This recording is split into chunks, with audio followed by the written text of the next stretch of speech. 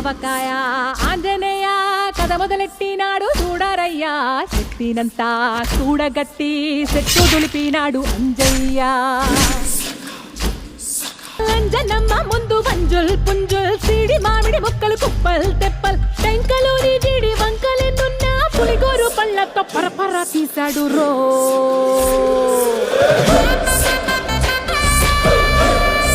గొడ్డు కారం ముక్క మునిగి పైకి పొక్కుతుంటే చిన్న తల్లి కంటిరెప్ప నంటకుండా తిప్పే గాలివాటం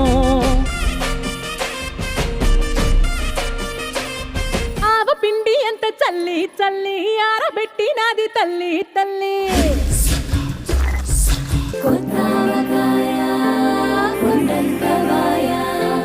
ఒప్పుల కుప్పకు వడ్డించరయ్యా